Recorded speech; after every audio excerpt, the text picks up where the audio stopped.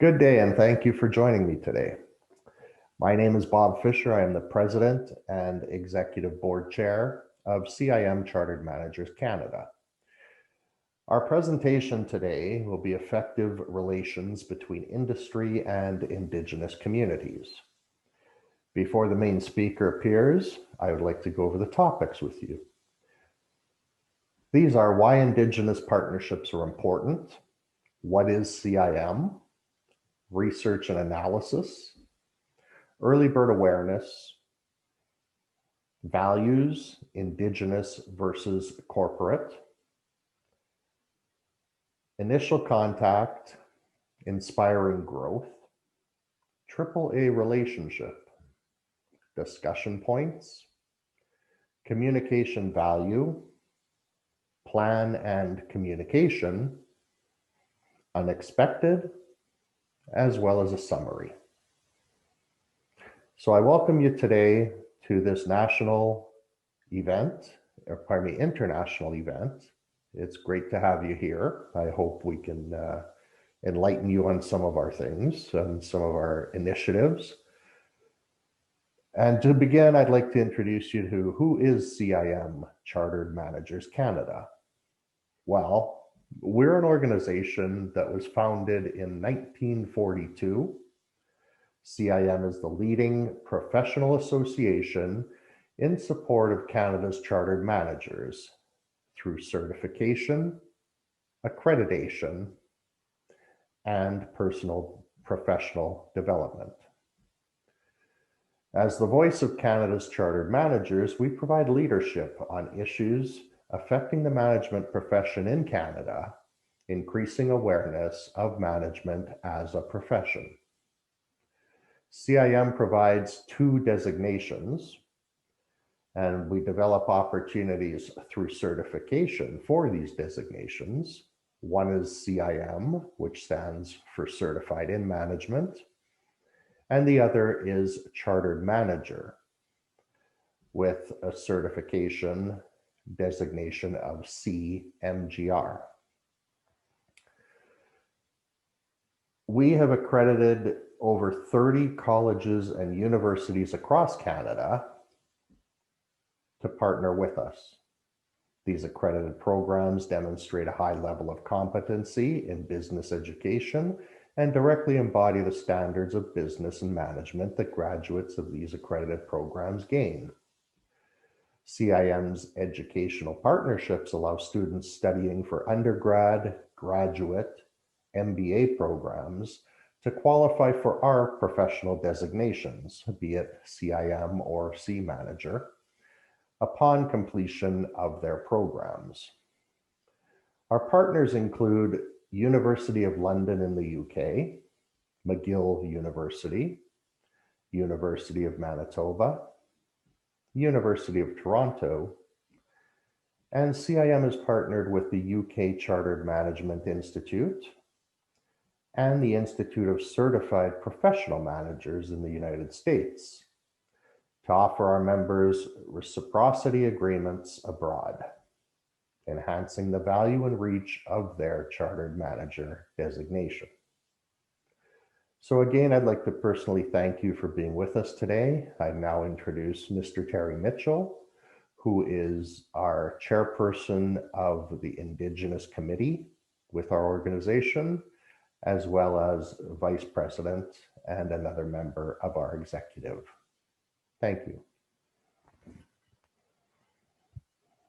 Good afternoon, everyone, and good morning to wherever you are and wherever you are globally. I want to welcome everybody and thank you very much, Bob, for the introduction starting off our presentation. I want to start off by introducing myself. My name is Terry Mitchell, and I acknowledge that I'm living on the traditional territories of the Blackfoot Confederacy, and all the citizens who make their homes in the Treaty 7 lands of southern Alberta, welcome to you. And also welcome from Heart Lake First Nation in northern Alberta, all friends and family there, and greetings from our Chief and Council and elders and our youth to each and every one of you globally. Thank you very much for your time today.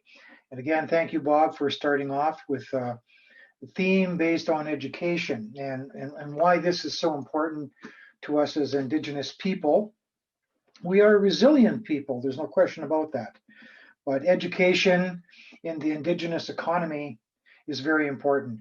While we have a large percentage of our population, particularly in Canada and including in North America, within strong operating in the trades and in other areas, which is wonderful. One of the areas that we need to take a closer look at is in management. I believe that we can make a total difference in our communities by having more Indigenous participation at the board level and at the management level. And if we do that, we can be able to make decisions and be able to influence some of the outcomes in our communities, both within the industry and within communities locally and globally.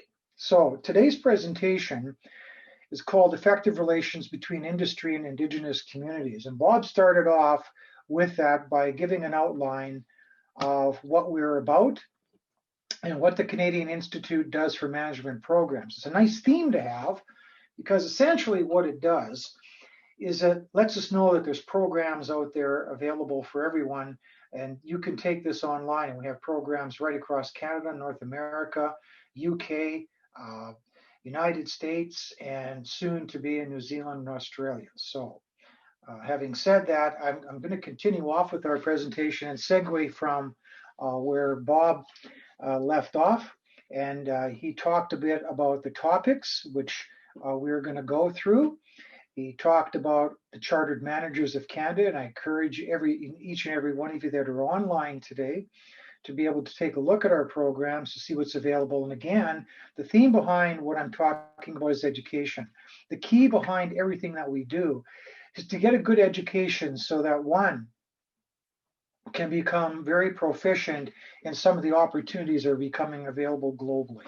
Also want to give a warm welcome to those that are joining today, and thank very much for the World Indigenous Forum for being able to give us this venue to be able to share what we're about to say today.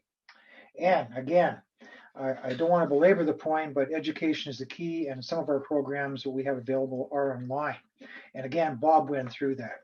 So let's start a little bit about why the Indigenous community is so important. And some of the things that are going on from a local perspective. Here in Canada, we have an Indigenous business growth and economic development budget that was provided by the federal government. Now, this source came from the Canadian Council for Aboriginal Business. So, ladies and gentlemen, over the next 5 years, there's going to be about 80 million starting in 2019 with 15.8 million per year ongoing to support Indigenous entrepreneurs for economic development. There's going to be a vast amount, over up to 100 million, to establish an Indigenous growth fund.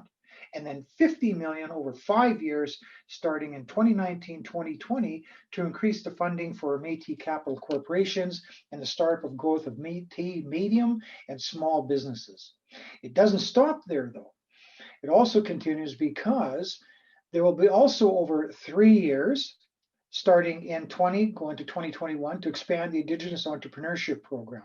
There'll be 12.6 million over 3 years for the Indigenous Forestry Initiative and 12.8 million starting in 2019-2020 to the Natural Resources Canada to establish and maintain its capacity to conduct meaningful consultations with Indigenous communities on major energy projects. Now, there'll also be 3 million over 5 years for the entrepreneurs as a part of a total package of 38 million to futurepreneurs. Now, why are Indigenous partnerships so important? Let's talk about this for a little while. While I made my point about education being critical and being very important, one of the things that we have to be able to take a look at is the project areas. So we have approximately 630 First Nations in Canada, and they're on resource-rich lands. A lot of them, if you're in industry, what you can do is get automatic permit renewals, and sometimes you get the opportunity to bypass the bid process. So Indigenous people essentially are very powerful advocates in your negotiations. And communities are becoming increasingly turning to economic development to improve our quality of life and build a brighter future for our community members. And according to the National Household Survey, the last one that was put out, there was over 43,000 First Nations, Inuit, and Métis in Canada who are business owners.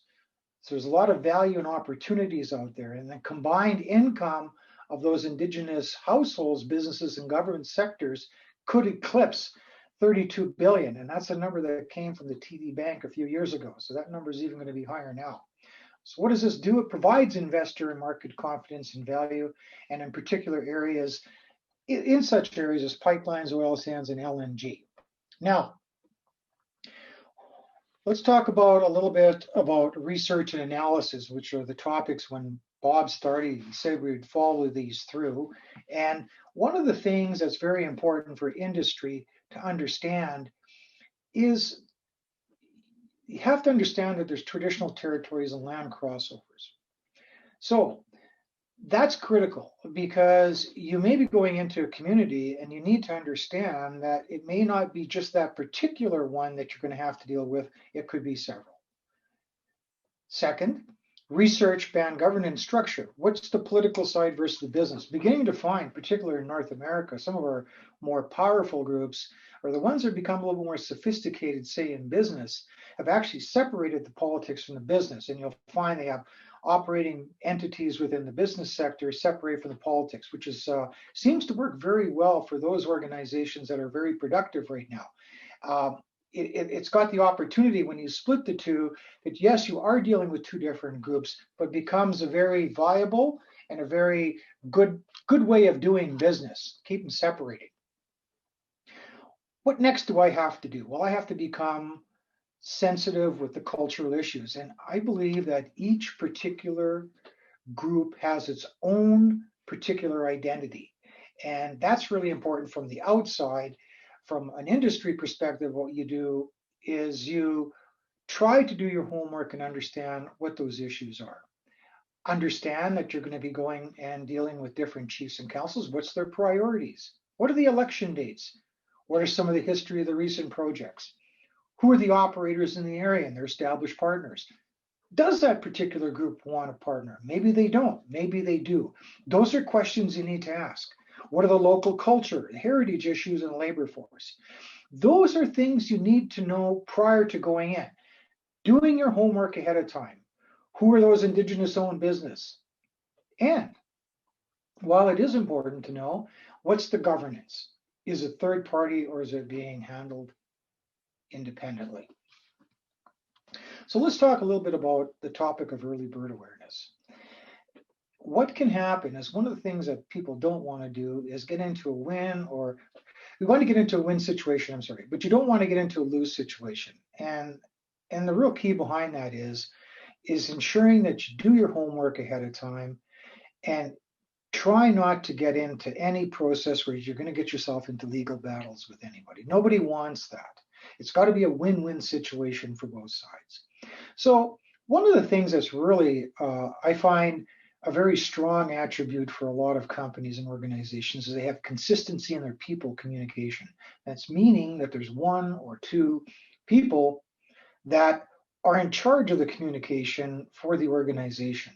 And they're keeping it consistent so that you're dealing with the same person all the time on both sides. It's not changing. Once you start changing it, then you run into problems where, he said, she said certain things, and another person comes in and all of it changes again. And that just keeps rotating. And if you keep rotating it like that, you keep running into more problems. So a couple things are important. One thing is there's a differentiation between Indigenous and corporate in terms of patience.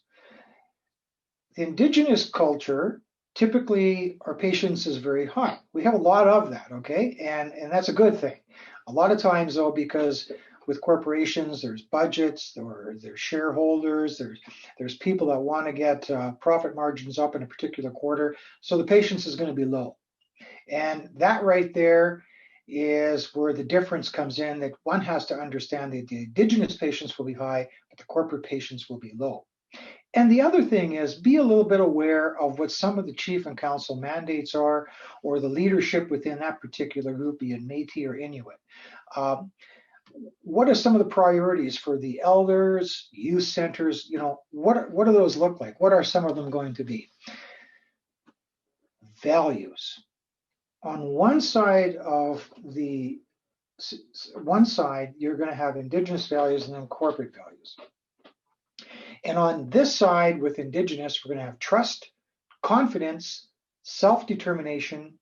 There'll be social benefits, protection of the environment, our respect for our culture and our heritage, looking for economic development, and ensuring our youths and elders have opportunities. On the other side of the corporate, it goes trust, and you'll find integrity, reliability, commitment, and you'll get organizations, for example, which I'm a part of, the Graham Group. We even have that in the bottom of our business cards, which is a great model to use. The next one is certainty, company benefits, protection of environment, profit target, shareholder value, and employees. So what happened here? Well, each side has its own value, and really, it's not that they're really different. The idea is to respect each one's particular value from each side. So if you're coming from the company, make sure that you know ahead of time what those key values are from the Indigenous side, and from the Indigenous side, when you're crossing that bridge, or the priorities from the corporate side. Now, let's talk a little bit about initial contact. One of the things I've run into, it's not just even acronyms, but getting into the corporate speak. It's really important to be unique.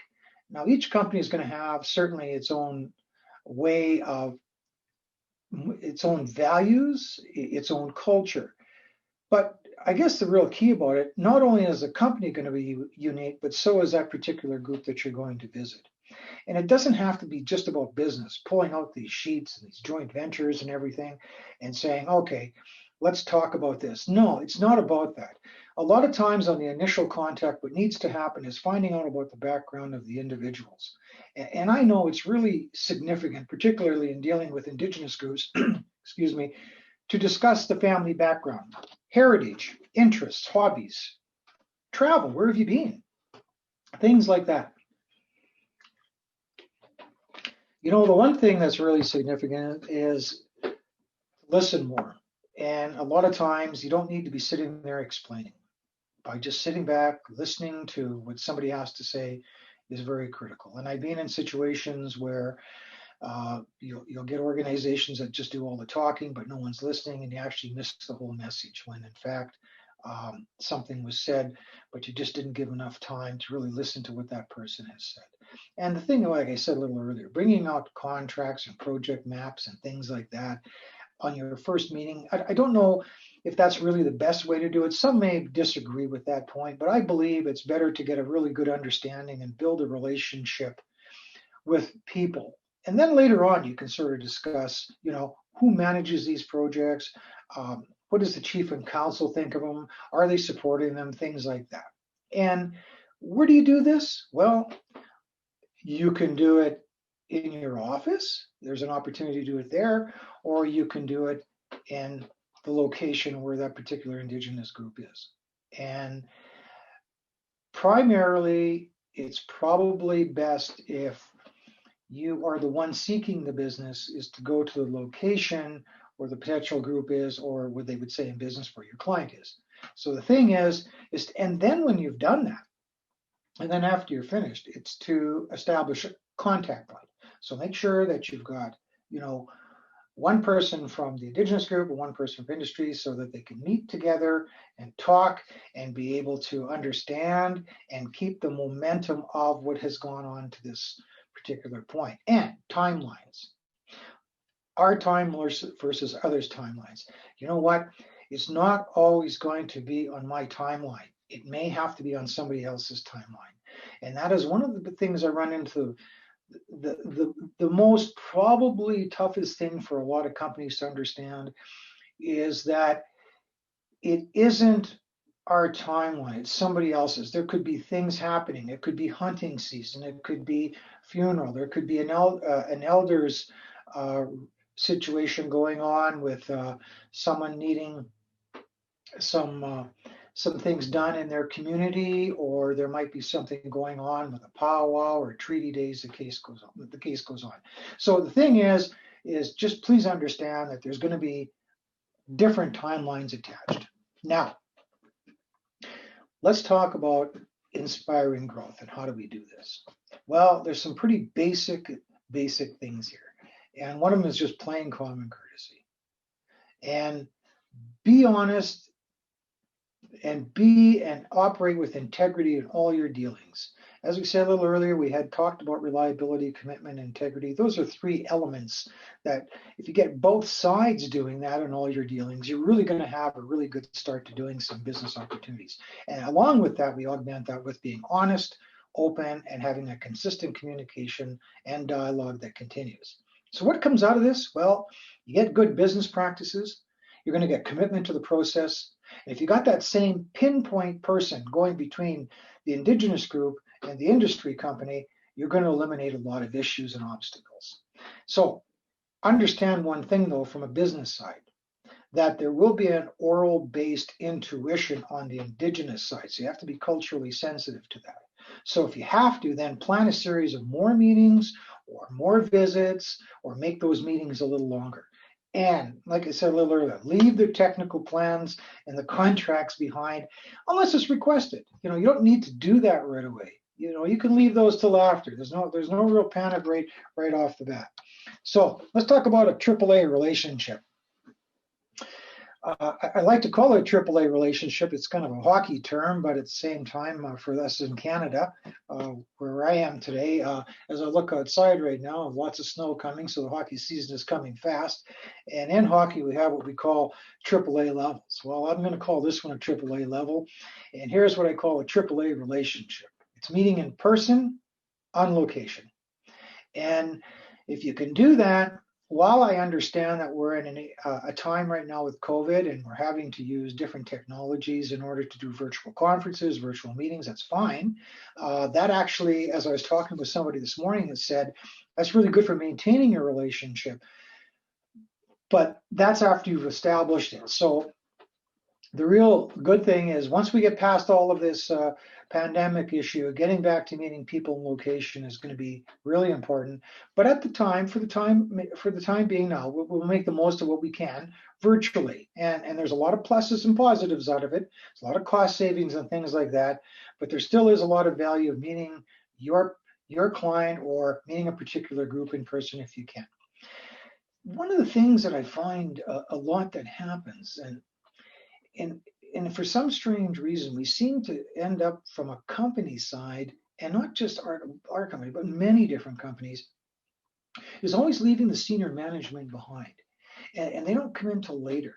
Yet at the same time, we want to meet the chief and councils right off the bat. Now, that's not fair. If we're going to do this, have it so senior management is meeting at the very first meeting with the chief and council, or the chief and council might have some representatives. It could be the president and CEO of a NEC Dev. It could be somebody that's in charge of that particular business division.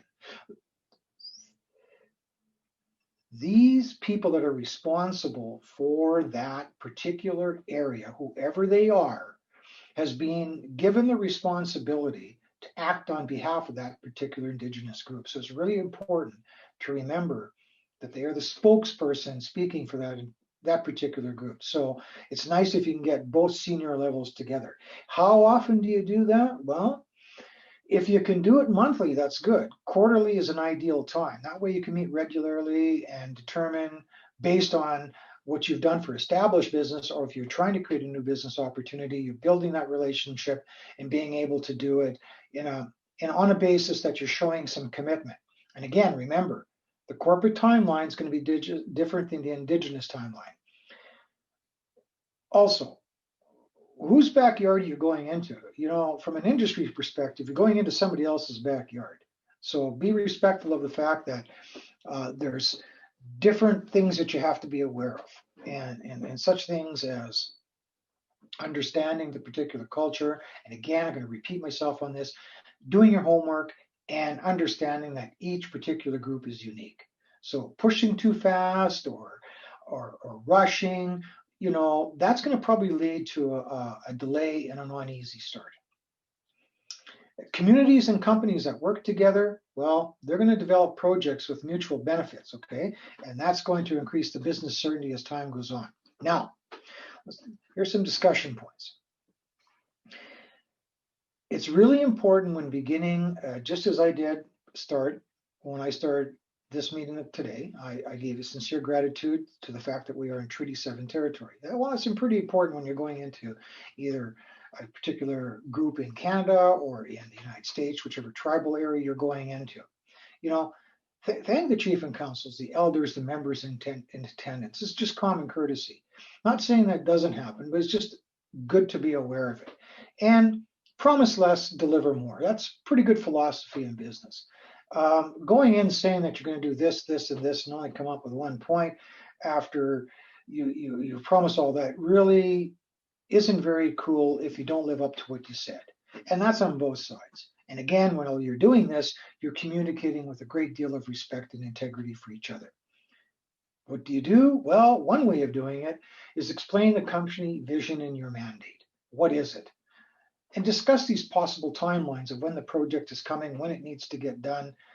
Explain things. Is there an opportunity for me today to do business with you?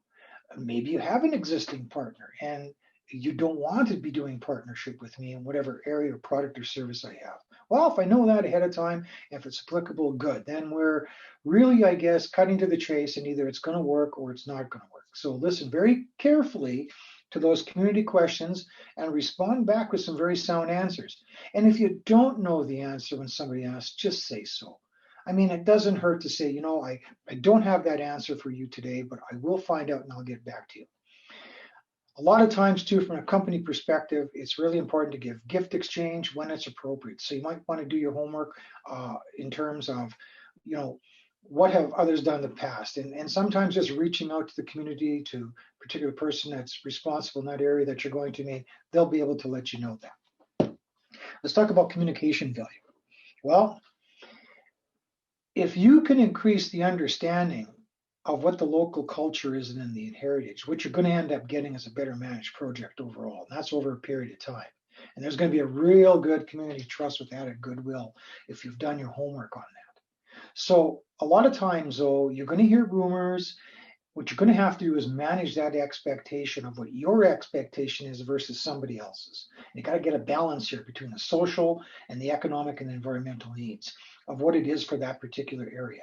Again, this fosters support and cooperation, and you incorporate those ideas and solutions, and this will lead and eliminate local concerns, particularly in the early planning of doing your business. Now, the plan of communication. What do I do when I go into a community? What do I need to provide? Well, you can provide information very simply after you've had a good introduction of one another, company brochure, providing information about your organization. But that's after you've done your initial contact. You don't need to be doing that right away. The other thing is company plan, status, and Indigenous goals. Find out about those from both sides. So the company plans and the status, you may not be doing that the first time in the first meeting. This might be a 1, 2, and 3 type meeting format. So that's something to think about.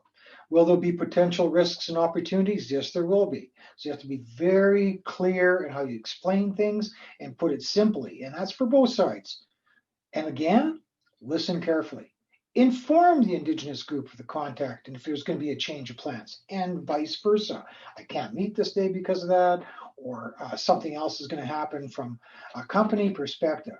And be prepared to share those opportunities and benefits from working together. What are they? And be prepared to change. There might be a change in the plan. There might be changes in direction, and that's bound to happen. That's just the way life is. Things will change. So if you're aware of that ahead of time, and don't take it personally, just understand that that's just a part of doing business. Will there be some unexpected things that will happen? Yes, there will be delays. It could be hunting, fishing, funerals, family functions. It's going to take precedence over planned business meetings. I can assure you of that. And a lot of times, main Indigenous leadership are often extremely busy, and they may have to deal with some other things, and not just business, but as social issues. So projects will face challenges, okay, if the local community does not support the project. So it's very important to be aware of these things ahead of time.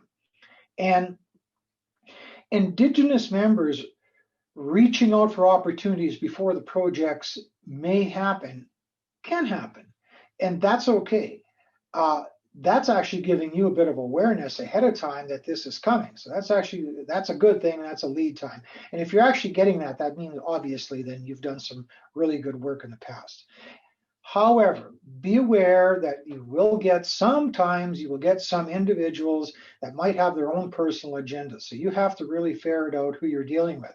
And what I mean by that from an industry perspective, be lots of different groups that will layer themselves, say, in front of an Indigenous group and act on behalf of that group, but may not have their best interests in mind at that particular group. And what I mean by that is some individuals put their own priorities ahead of the group they're representing. And that's actually not fair to either side. So if you're feeling that, then that's probably an idea that maybe I've got to reach out or I got to figure out how to solve this issue before it gets too late and something doesn't work for both sides. So in summary, what am I saying here? Well, mainly it's this. Be consistent in your approach to Indigenous meetings with any particular group.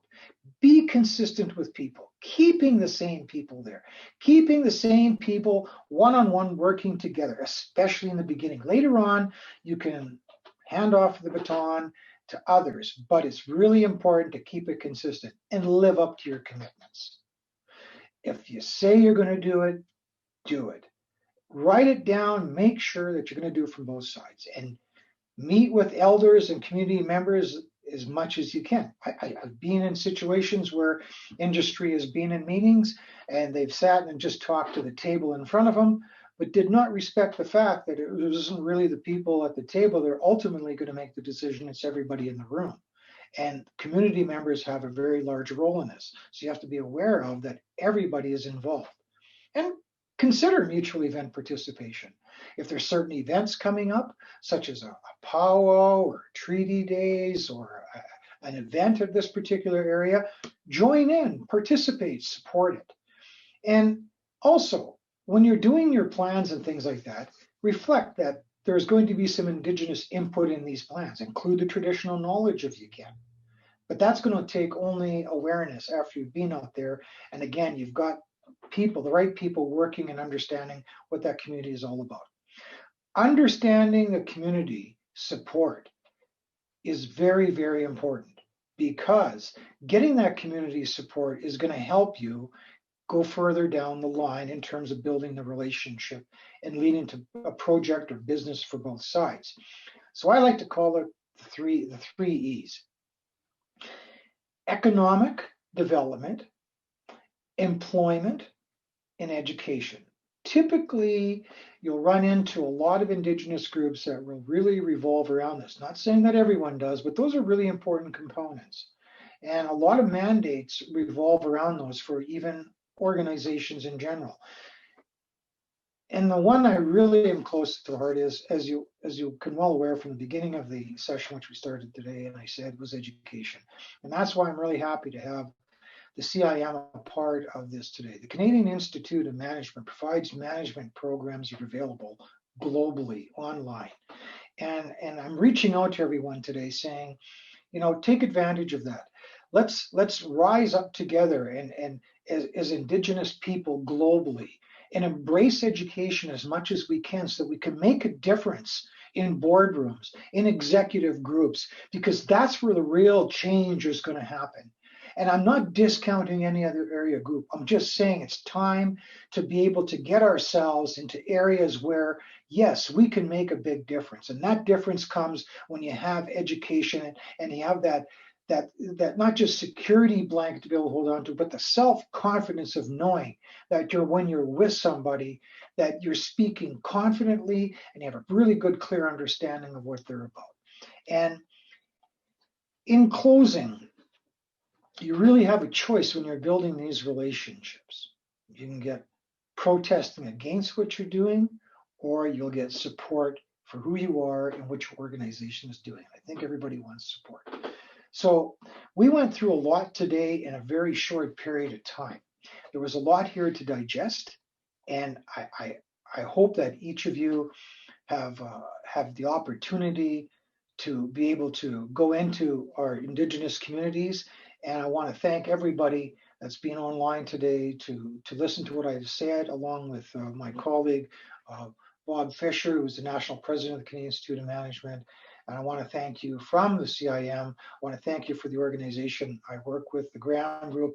And again, from being a member of Heart Lake First Nation, I want to reach out to each and every one of you. And thank you very much. And to the World Indigenous Forum, thank you very much for pulling this together. This is just a real honor to be in front of you all today. And I wish and hope each and every one of you have a wonderful day.